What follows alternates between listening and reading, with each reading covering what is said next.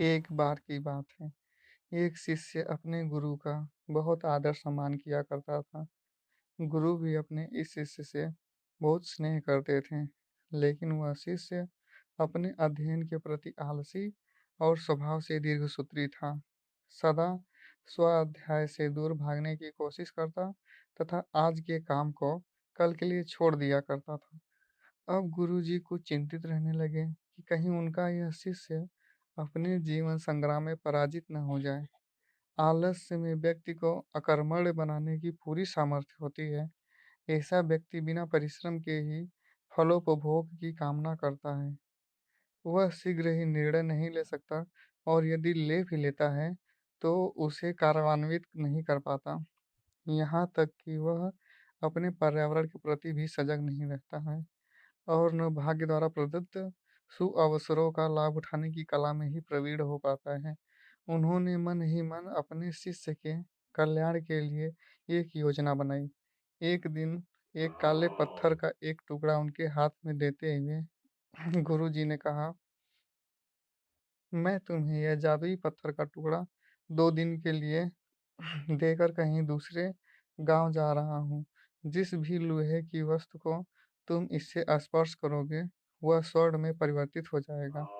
पर याद रहे कि दूसरे दिन सूर्यास्त के पश्चात मैं इसे तुमसे वापस ले लूँगा। शिष्य इस शुभ अवसर को पाकर बहुत प्रसन्न हुआ, लेकिन आलसी होने के कारण उसने अपना पहला दिन यह कल्पना करते-करते बिता दिया कि जब उसके पास बहुत सारा स्वर्ण होगा, तब वह कितना प्रसन्न, सुखी, समृद्ध और संतुष्ट रहेगा। इतने नौकर-चाकर होंगे कि उसे पानी पीने के लिए भी उठाना नहीं उठना पड़ेगा। फिर दूसरे दिन जब वह प्रातःकाल जागा, उसे अच्छी तरह से स्मरण था कि आज स्वर्ण पाने का दूसरा दिन और अंतिम दिन भी है। उसने मन में पक्का विचार किया कि आज वह गुरुजी द्वारा दिए गए काले पत्थर का लाभ ज़रूर उठाएगा। उसने निश्चय किया कि वो बाजार से लोहे के बड़े-बड़े सामान खरीद कर लाएगा और उन्हें स्वर्ण में परिवर्तित कर देगा। दिन बीतता गया, पर वह इसी सोच में बैठा रहा कि अभी तो बहुत समय है, कभी भी बाजार जाकर सामान लेता आएगा। उसने सोचा कि अब तो दोपहर का भोजन करने का पश्चात ही सामान लेने निकलूँगा, परंतु भोजन करने के बाद उसे विश्राम करने की आदत थी और उसने बजाय उठ के मेहनत करने की, थोड़ी देर आराम करना उचित समझा। पर आलस्य से परिपूर्ण उसका शरीर नींद की गहराइयों में खो गया और जब वह उठा तो सूर्यास्त होने को था। अब वह जल्दी-जल्दी बाजार की तरफ भागने लगा, पर रास्ते में ही उसे गुरुजी मिल गए। उनको देखते ही वह उनके चरणों पर गिरकर उस जादुई पत्थर को एक और दिन के लिए अपने पास रखने की याचना करने लगा। लेकिन गुरुजी नहीं माने और उस शिष्य का धनी होने का सपना चूर-चूर हो गया। पर इस घटना की वजह से शिष्य को एक बहुत बड़ी सीख मिल गई कि उसे अपने आलस्य पर पछतावा होने लगा।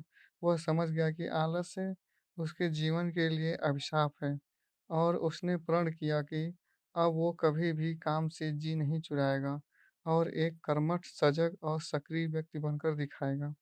इस कहानी से हमें क्या शिक्षा मिलती है? अब इसका मोरल समझिए। जीवन में हर किसी को एक से बढ़कर एक अवसर मिलते हैं, पर कई लोग इन्हें बस अपने आलस्य के कारण गँवा देते हैं।